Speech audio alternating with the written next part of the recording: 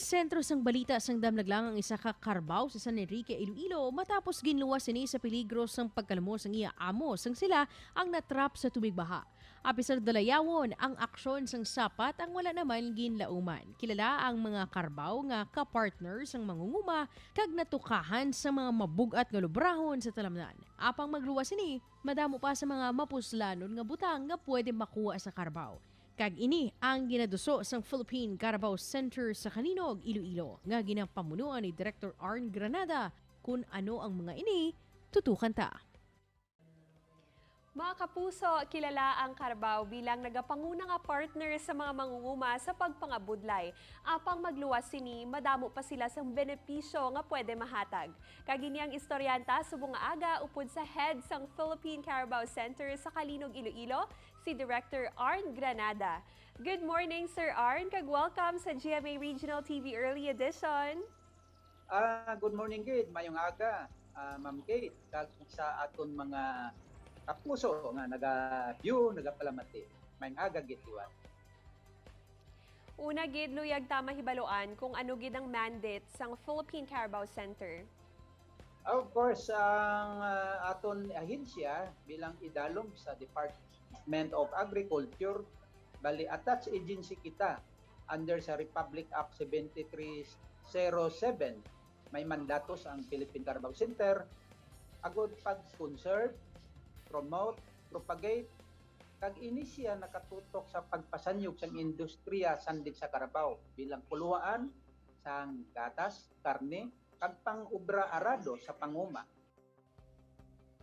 Sa Philippine Carabao Center sa West Visayas State University, ano ang pwede ta makit-an? Ang aton nga location ara gid sa Barangay Simsiman, Kalinog.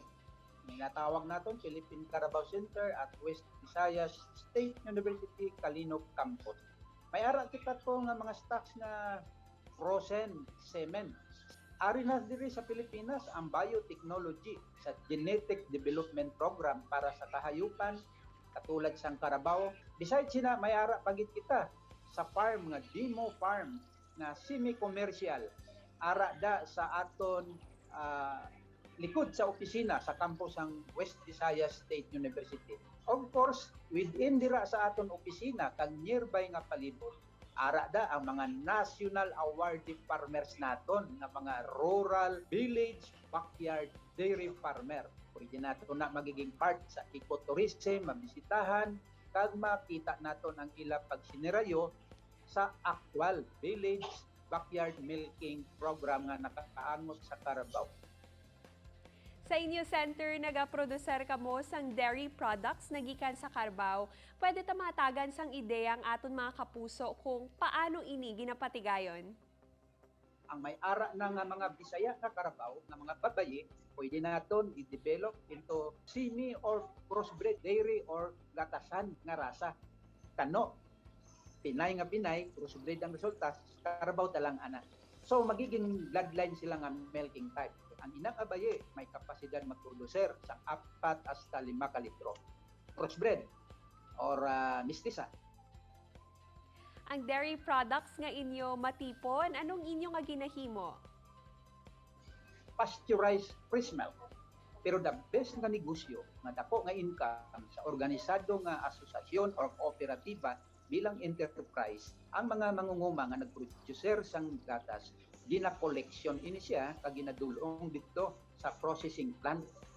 Kag ang ini nga mga produkto may flavored milk na ginatawag, may choco milk, may pastillas, may cheese, may iba pa da nga yogurt na halin sa gatas ang Carabao. Kag ang iban nga milk nga hindi kapasar sa quality food consumption according to Department of Health, amon gi-ideahan nga hindi mauyang ginahimo naton hapon para sa Carabao base nga habon nga gamiton sa mga tao. Mayara bala kamo sa mga programa para matudloan taman ang aton kauturan nga nagasagod sang Carabao para ilaman ini matun-an? Of course, may ara kita nga mga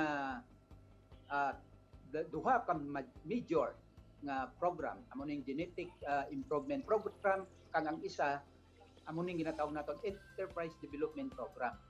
ginapa-fill naton kag gina-deliver ini sa mga farmer paagi sa serbisyo.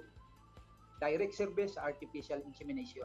Kung hindi makaya sa technician nga nagbumbas ang similya, paglibot sa mga sityo, barangay, butangan ta turo nga manglais na lang dito para mabuligan ang technician sa pagpadamo sang rasa, damo nga gatas nga dirasa, kag mataas ang iya produksyon sang karne. Sir Arn, anong mensahe nga gusto mo ipalabot sa publiko? May Facebook kita, Ma'am Kate, sa mga nagapamati. Ang Facebook naton, PCC at WBCO space Kalino. Mga kapuso, hindi ka mo kuya, kay kami gina-studyuhan, agon magubra, magserbisyo nga padayon, pandemic man o kun waay, hala bira. Sir Arn, madamo gid nga salamat sa time nga ginhatag mo sa amon. Sa liwat, good morning. Mayuman nga aga sa atong liwat tanan kay Ma'am Kate kag sa atong viewers, mga kapuso. Dugang nga impormasyon kag good vibes sa pagbalik sa GMA Regional TV Early Edition. Ini ang GMA Regional TV Early Edition.